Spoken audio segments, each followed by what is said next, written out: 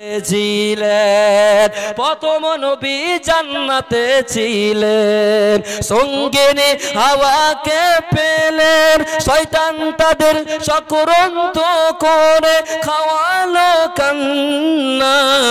তোমরা রেখো গো স্মরণ, একদিন হবে যে মরণ। তোমরা রেখো গো স্মরণ, একদিন হবে যে মরণ। লিল্লাহি তাকবীর। তাহলে প্রশ্ন কয়টা? আপনারা বলুন প্রশ্ন কয়টা? তিনটি প্রশ্ন। নবীজি বলছেন যেই ব্যক্তি তিনটি প্রশ্নের উত্তর দিয়ে দিতে পারবে সে সব জায়গায় পাস করে নেবে। আপনার আমার মনে প্রশ্ন জাগতে পারে, কি জাগতে পারে?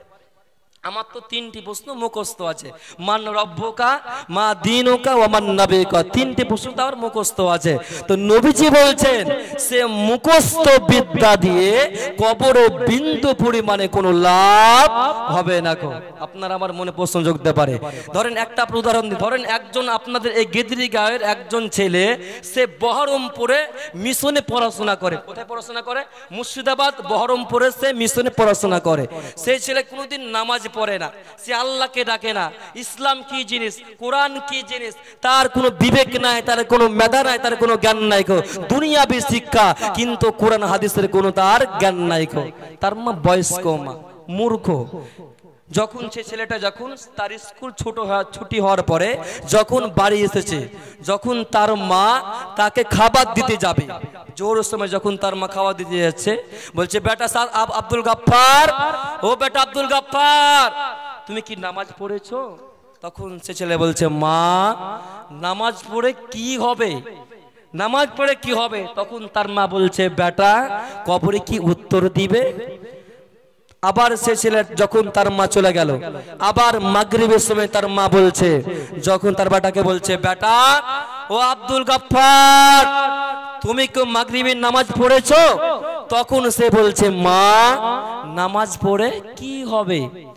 আবার তার মা যখন সকাল বেলাতে যখন তার মা নাস্তা দিতে যাবে, নাস্তা দেওয়ার পূর্বে তার মা তাকে জিজ্ঞাসা করেছে বেটা কলিমুদ্দিন ফজরের নামাজ পড়েছো? না মা আমি নামাজ পড়িনি। কবরে কি উত্তর দিবে? তখন সে ছেলেটা তার মা যখনই খাবার দিতে যায়, তখনই তার মা শুধু বারে বারে বলে বেটা তুমি নামাজ পড়েছো, বেটা তুমি নামাজ পড়েছো। তার মায়ের জ্ঞানের শুনতে যখন ভালো লাগে না, দুনিয়াবি শিক্ষিত ছেলে, তখন তাদের গ্রামের মুলবি সাহেবের কাছে চলে গেছে। ধরেন আপনাদের গেদরি গায়ের মুলবি সাহেবের কাছে চলে গেছে। তখন মুলবি সাহেবকে বলছে মুলবি সাহেব, কই মুলবি সাহেব? মুলবি সাহেব বলছে কে? দেখছো তো সে আব্দুল গাফফার। মুলবি সাহেব মনে মনে ভাবছে সে তো কোনোদিন নামাজ পড়তে আসেনি, কি ব্যাপার, তার কোন দিকটা চান, কোন দিকে উঠতেছে, আজকে আবার মসজিদে এসে। তখন মুলবি সাহেব বলছে কি হয়েছে বলো। তখন সে ছেলে বলছে মুলবি সাহেব আপনারা তো মানুষকে কবর জাহান্নাম পরকাল বলে বলে বলে আপনারা মানুষের বিবেককে নষ্ট করে ফেলেছেন, মানুষের মেধাকে নষ্ট করে ফেলেছেন। বলুন তো কবরে কি উত্তর হবে? কবরের প্রশ্ন তখন মুলবি সাহেব বলছে ইজা উজিয়াল মাইয়াতু ফিল কবরে। তখন সে ছেলে বলছে থামেন আমি লিখবো। তখন মুলবি সাহেব বলছে লেখো মান রব্বুকা। সেই ছেলে লেখলো মান রব্বুকা। আবার মুলবি সাহেব বলল মা দীনুকা। সেই ছেলে লিখলো মা দীনুকা। আবার মুলবি সাহেব বলল ওয়া মান নাবিয়ুকা। আবার সেই ছেলে লিখলো ওয়া মান নাবিয়ুকা। তখন সেই ছেলে বলছে মাওলানা সাহেব আপনি সেই প্রশ্নের জবাব দিয়ে আমাকে বলে দেন। তখন মুলবি সাহেব বলছে তুমি লেখো মান রব্বুকা, রব্বি আল্লাহ। সেই লিখলো রব্বি আল্লাহ। মা দীনুকা, দীনুল ইসলাম। সে লিখলো দীনুল ইসলাম। ওয়া মান নাবিয়ুকা, নবী মুহাম্মদ রাসূলুল্লাহ সাল্লাল্লাহু আলাইহি ওয়াসাল্লাম।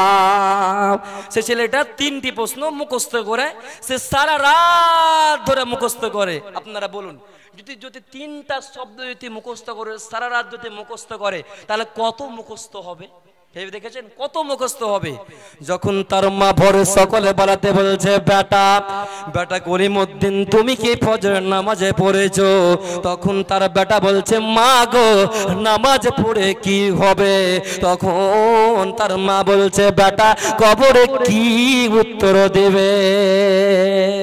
কবরে কি উত্তর দিবে? তখন সে ছেলে বলছে, মা তুমি শুনে নাও, মান রব্বুকা রব্বি আল্লাহ, মা দীনুকা দীনুল ইসলাম, ওয়া মান নাবিয়ুকা নবী মুহাম্মদুর রাসূলুল্লাহ সাল্লাল্লাহু আলাইহি ওয়াসাল্লাম। মা তোমার এই তিনটি প্রশ্ন মুখস্থ আছে? তখন তার মা বলছে, সুবহানাল্লাহ, আমার বেটা তো সে তিনটি প্রশ্ন হাফিজ হয়ে গেছে। তখন তার মা বলছে, বেটা শোন, তুই এই পেট থেকে, তোর পেট থেকে আমি হইনি কো, তুই আমার পেট থেকে হয়েছে রে বেটা। শোন একটা 2 মিনিটের গল্প। তার মা বলছে, বেটা তুই শোন, মানুষের বাড়িতে ময়না পাখি থাকে, ময়না পাখিকে তার মালিক 2টি শব্দ মুখস্থ করায়, আসসালামু আলাইকুম, কেমন আছেন? বেটা রে, ও বেটা তুমি শুনে লাও, যে কোনো লোক যায় ময়না পাখি তাকে সালাম দেয়, কেমন আছে বলে। বেটা তুমি এক কাজ করবে, ময়না পাখির সামনে একটা বিড়াল নিয়ে যাবে, বিড়ালকে দেখা মাত্র বেটা রে তার 2টি মুখস্থ বিদ্যা বিড়ালকে দেখে সে ভুলে যাবে, সে ভয়ে থরথর করে কাঁপবে, নিজের জান নিয়ে বাঁচার জন্য চেষ্টা করবে। তখন তার মা বলছে, বেটা রে শুনেলে যখন কবরে মুনকার নাকির দেখবি রে, মুখস্থ বিদ্যা কবরে কোনো লাভ হবে না, হবে না, হবে না। মরণ আমায় ডাকো দিয়েছে, যেতে হবে ভাই, মরণ আমায় ডাকো দিয়েছে, যেতে হবে ভাই। কেন সারা আমায় দিতে হবে, থাকিতে পারিব না আলো নিচে হবে, ভাবেনি ডাকিবে আমায়, উঠিনি ইমান আমল কি হবে উপায়, ভাবিনি অসময়ে ডাকিবে আমায়, করিনি ইমান আমল কি হবে উপায়। তওবা করার সময়টা এখন আমার নাই, তওবা করার সময়টা এখন আমার নাই, মরণ আমায় ডাকো দিয়েছে, যেতে হবে ভাই, মরণ আমায় ডাকো দিয়েছে, যেতে হবে ভাই। পাড়া পড়োশি ভাই বোনার ঘরের সুন্দর বিবি ভুলে যাবে কিছুদিন পর, যতই আপন ভাবে। পাড়া পড়োশি ভাই বোনার ঘরের সুন্দর বিবি ভুলে যাবে কিছুদিন পর, যতই আপন ভাবি। রেখে যাওয়া সম্পদ তারা নিয়ে যাবে নোটো করে, আমি পাপে থাকবো পরে অন্ধকার কবরে। এই দুনিয়া কারো জন্য নয় তো চিরস্থায়ী, মরণ আমায় ডাকো দিয়েছে, যেতে হবে ভাই, মরণ আমায় ডাকো দিয়েছে, যেতে হবে ভাই। লিল্লাহি তাকবীর।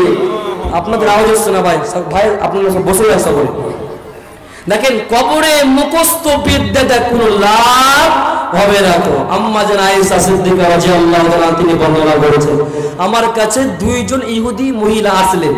2জন ইহুদি মহিলা এসে আমাকে বলছে, আয়েশা আমাকে কিছু খেতে যাও। তো আম্মা জান আয়েশা তাদেরকে 2টি খেজুর 2টি খুরমা দিলেন।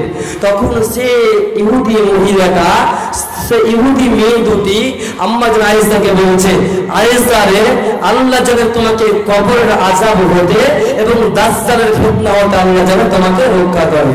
আম্মা জান আয়েশা বুঝতে পারলেন না, বুঝতে না পারার কারণে বিশ্বনবীকে বললেন, ইয়া রাসূলুল্লাহ জি, ইয়া হাবিবাল্লাহ, দয়ার নবী গো, আমার কাছে 2জন ইহুদি মহিলা আমার কাছে এসেছিল এবং আমাকে বলল, আয়েশা রে তুমি আমাকে কিছু তুমি খেতে দাও। তখন আয়েশা বলছেন, রাসূলুল্লাহ বিশ্বনবী গো আমি সেই ইহুদি মহিলা দুটোকে আমি 2টি খেজুর দিলাম এবং সে মেয়ে দুটি আমাকে বলল আয়েশা রে আল্লাহ তোমাকে জানো কবরের আযাব হতে আল্লাহ যেন রক্ষা করে। নবীজি বললেন আয়েশা রে আযাবুল কবর হাক্কু, আয়েশা রে কবরের আযাব হচ্ছে সত্য, কবরের আযাব হচ্ছে সত্য। এর আয়েশা কবরের আযাব হচ্ছে সত্য। এই জন্য আম্মা আয়েশা বলছেন যখনই আমি বিশ্বনবীকে নামাজ পড়তে আমি দেখেছি, যখনই আমি বিশ্বনবীকে সালাত আদায় করতে দেখেছি, তখনই নবীজি কবরের আযাব হতে আল্লাহর নিকটে পরিত্রাণ চাইতে এবং দাজ্জালের ফিতনা হতে আল্লাহর নিকটে পরিত্রাণ চাইতে। এই জন্য নবী বলেছে উম্মত রে তোমরা কবরের আযাব হতে আল্লাহর নিকটে তোমরা পরিত্রাণ চাও, কবরের আযাব হতে এবং দাজ্জালের ফিতনা হতে আল্লাহর নিকটে পরিত্রাণ তুমি চাও। নবীজি বলছেন শুনে নাও, কেননা কবর হচ্ছে আখিরাতের প্রথম মঞ্জিল, কবর হচ্ছে আখিরাতের প্রথম মঞ্জিল। যে কবরে ধরা পড়ে যাবে, কবরে গ্রেফতার হয়ে যাবে, কবরে পাকড়াও হয়ে যাবে, সে সমস্ত জায়গায় পাকড়াও হয়ে যাবে, সে সমস্ত জায়গায় গ্রেফতার হয়ে যাবে। এই জন্য নবী বলছেন মতরে দুনিয়াতে বেঁচে থাকা অবস্থাতে পরকালে তুমি পূজা করে নাও। বিশ্বনবীর কাছে একজন সাহাবী আসলেন এবং নবীকে বললেন রাসূলুল্লাহি ইয়া হাবিবাল্লাহ, বিশ্বনবী গো আপনি বলুন মুমিনের মধ্যে সব চাইতে বুদ্ধিমান মুমিন কে? কি বললেন?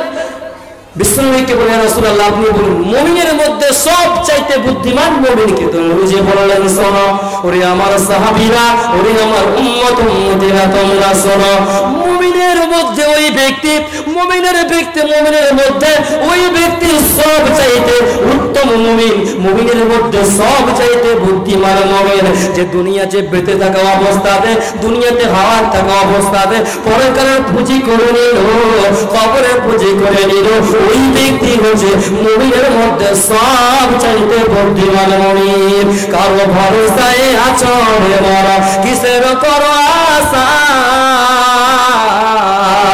এত সাদের ঘর বাড়ি একদিন তোমার ভেঙ্গে যাবে বাসা। কারো ভরসায় আছো রে মর কিসের করো আশা, এত সাদের ঘর বাড়ি একদিন তোমার ভেঙ্গে যাবে বাসা।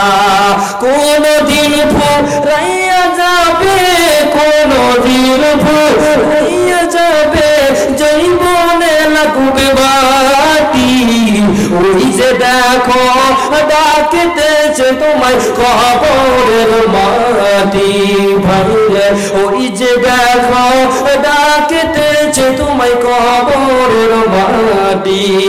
সন্ধ্যার আগে যেদিন ডুবিবে বেলা, বুঝলেন, সন্ধ্যার আগে যেদিন ডুবিবে বেলা,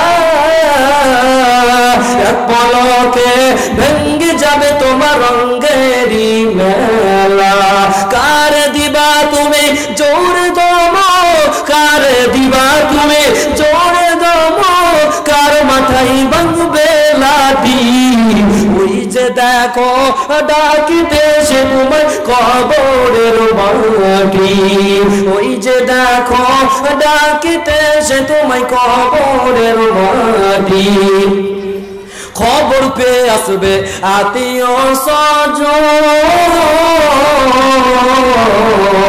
খবর পেয়ে আসবে আত্মীয় স্বজন, তোমারই চার পাশে বসে তারা করিবে কন্দন, সাজাইবে তোমার মনের মতন, সাজাইবে তোমার মনের মতন, কি সুন্দর পরিপাটি, ওই যে দেখো ডাকিতেছে তোমায় কবরের মাটি, ভাইরে ওই যে দেখো ডাকিতেছে তোমায় কবরের মাটি।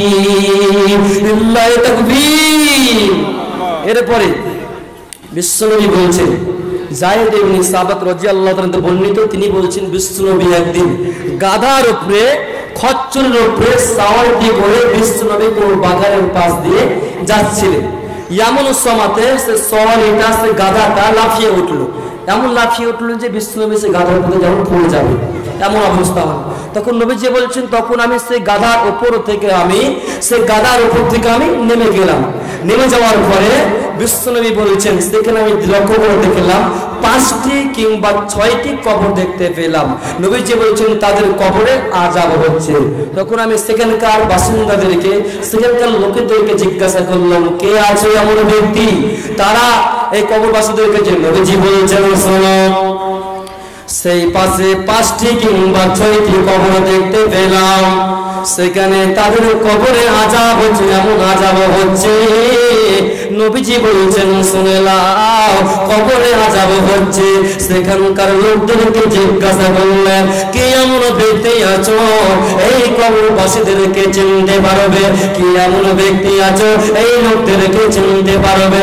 সেখানকার মধ্যে একজন ব্যক্তি বলল, ইয়া রাসূলুল্লাহ, ইয়া হাবিবাল্লাহ, বিশ্বনবী গো, আমি চিনি ইয়া রাসূলুল্লাহ, তারা ছিল মুশরিক অবস্থায় তারা মারা গেছিল, শিরিক করা অবস্থায় মারা গেছিল, আল্লাহকে বাদ দিয়ে অন্য কাউকে উপাসনা করেছিল, আল্লাহকে বাদ দিয়ে অন্য কাউকে ইবাদত করেছিল, আল্লাহকে বাদ দিয়ে অন্য কাউকে সিজদা করেছিল। ইয়া রাসূলুল্লাহ, হাবিবাল্লাহ, বিশ্বনবী গো, এরা হচ্ছে মুশরিক অবস্থায় মারা গেছে। তো নবীজি বললেন, ও আমার সাহাবীরা, ও আমার উম্মতেরা, তোমরা শুনে নাও, মানুষকে যখন কবরে মাটি দেওয়া হয়, মানুষকে প্রশ্নের মুখোমুখি হতে হয় এবং তাকে কবরের শাস্তি দেওয়া হয়।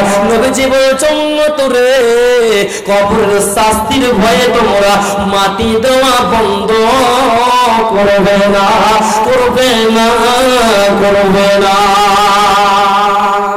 নবীজি বলছেন তোমরা মাটি দিবে, কবরের আযাবের ভয়ে তোমরা মাটি দেওয়া বন্ধ করে দিবে, না হলে আমি আল্লাহকে বলে দাও, আল্লাহ তুমি মানুষকে কবরের আযাব তুমি শুনিয়ে দাও, আল্লাহ তুমি মানুষকে কবরের আযাব আপনি শুনিয়ে দিন। যদি মানুষ কবরের আযাব শুনতে পেত বন্ধু রে, তাহলে মানুষ তার নিজের মাকে কবরে মাটি দিতে গোনা কর, নিজের বাপকে কবরে রাখতে গোনা কর। যদি কোনো মানুষ যদি রে কবরে আযাব যদি শুনতে পেত, তাহলে পৃথিবীর মধ্যে কোনো মানুষ বাঁচতে পারত গোনা কর। সারা পৃথিবীর মানুষ অজ্ঞান হয়ে যেত, বেহুশ হয়ে যেত। এই জন্য নবীজি বলছেন, আমি আল্লাহকে বলি না, আল্লাহ কি মানুষকে কবরে আযাব শুনিয়ে দাও। আল্লাহ বলছেন, না না, ওয়া খালাকাতুল জিন্না ওয়াল ইনসা ইল্লা লিয়াবুদুন, মানুষ রে, ইনসান রে, জিন রে, আমি আল্লাহ তোমাকে তোমাকে সৃষ্টি করেছি বান্দা, আমার ইবাদত করার জন্য আমি আল্লাহ তোমাদেরকে সৃষ্টি করেছি বান্দা। ও পৃথিবীর মানুষ রে, এবং তোমরা অনুসরণ করবে, আমাকে রাখবে। নবীজি বলছেন, উম্মত রে, কবরের শাস্তির ভয়ে তোমরা মাটি দেওয়া বন্ধ করে দেবে না, মাটি দেওয়া ত্যাগ করে দেবে না, দেবে না, দেবে না। আচ্ছা, এরপরে নবীজি বললেন, সেখানে কিছু লোক জমা হয়ে গেছিল এবং নবীজি বললেন, হে আমার সাহাবীরা, হে আমার উম্মতেরা, তোমরা আল্লাহর নিকটে কবরের আযাব হতে পানা চাইবে, আল্লাহর নিকটে কবরের আযাব হতে পানা চাইবে। এবং তারা সে সাহাবীরা বলল, ইয়া রাসূলুল্লাহ, আমরা আল্লাহর নিকটে কবরের আযাব হতে পানা চাইছি। নবীজি আবার বললেন, ও সাহাবীরা, ও আমার উম্মতেরা, ও পৃথিবীর মানুষ, তোমরা শুনে নাও, তোমরা জেনে নাও, আল্লাহর নিকটে জাহান্নামের আযাব হতে তোমরা পরিত্রাণ চাইবে। এরপর সাহাবীরা বলল, ইয়া রাসূলুল্লাহ, ইয়া হাবিবাল্লাহ, বিশ্বনবী গো, আমরা আল্লাহর নিকটে জাহান্নামের আযাব হতে পরিত্রাণ চাচ্ছি। এরপরে নবীজি বললেন, ও আমার সাহাবীরা, ও আমার উম্মতেরা, তোমরা আল্লাহর নিকটে প্রকাশ্য অথবা গোপনীয় তোমরা সমস্ত ফিতনা হতে আল্লাহর নিকটে পরিত্রাণ চাইবে, আল্লাহর নিকটে আশ্রয় চাইবে। তখন সাহাবীরা আল্লাহকে বলল, ইয়া রাসূলুল্লাহ, আল্লাহ, আপনার কাছে আমরা গোপন এবং প্রকাশ্য ফিতনা হতে আল্লাহর নিকটে পরিত্রাণ চাইছি। তাহলে বন্ধুরে আমার, মারে আমার, বোনরে আমার, আমাদের কি প্রত্যেক নামাজের পরে আল্লাহর নিকটে কবরের আযাব হতে, জাহান্নামের আযাব হতে, দাজ্জালের ফিতনা হতে আল্লাহর নিকটে পরিত্রাণ চাইতে হবে, না হলে বাঁচার উপায় রবে না, রবে না, রবে না। তাহলে আমাদেরকে আল্লাহর নিকটে পরিত্রাণ চাইতে হবে। তো ভাই, মানুষ উঠতে লেগেছে, এই জন্য আমাকে সভাপতি সাহেব ইঙ্গিত করে দিয়েছে, ভাই যেহেতু এটা আপনাদের মাদ্রাসার জালসা, আপনাদের মাদ্রাসা জালসার উদ্দেশ্য প্রায় জালসা, প্রত্যেকটা জালসা উদ্দেশ্য যে আদায়ের জন্য, জালসা ক্লাসের জন্য, যেহেতু মাদ্রাসার খরচ আছে, মাদ্রাসা অনেক কিছু কাজ বাকি আছে নাকি, বল না, মাদ্রাসার কাজ বাকি আছে নাকি, মাদ্রাসার কাজ অনেক বাকি আছে এবং বিভিন্ন রকম খরচ আছে। এই জন্য কোন আল্লাহর বান্দা, আমি মুর্শিদাবাদ থেকে এসেছি, অনেক দূর, আচ্ছা আচ্ছা, পাশে আপনাদের পাশেই 2 কাঠা জমি কিনতে হবে জরুরি একদম, আপনার সভাপতি ইঙ্গিত করেছেন। এর জন্য কোন আল্লাহর বান্দা আছেন, কোন আল্লাহর বান্দি আছেন, কেউ উঠবেন না ভাই, আল্লাহর রাস্তায় আপনারা বসুন, 8 ঘন্টা আপনারা বসুন, এরপরে আপনারা উঠবেন, আপনার আল্লাহর রাস্তায় আপনারা বসুন। কোন আল্লাহর বান্দা আছে একজন, আমি মুসাফির মানুষ, আমি মুর্শিদাবাদ থেকে অনেক কষ্ট করে আমি আপনাদের গ্রামে এসেছি, কোন আল্লাহর বান্দা আছেন, কোন আল্লাহর বান্দি আছেন, প্রথমে 5000 টাকা দেনেওয়ালা আসুন, কোন আল্লাহর বান্দা আছেন, আমি তেনার জন্য প্রাণ করে দোয়া করে দেব, তেনার জন্য আল্লাহর কাছে আমি দোয়া করে দেব। আসলে কোন আল্লাহর বান্দা আছেন, 5000 টাকা ভাই, 5000 টাকা, মেয়েদের মধ্যে থাকলে মেয়েরা বা পুরুষের মধ্যে পুরুষেরা 5000 টাকা, কোন আল্লাহর বান্দা আছেন, আসুন 5000 টাকা। কেউ নাই, এত আলোকের মধ্যে কেউ নাই, আসেন ভাই, 5000 টাকা।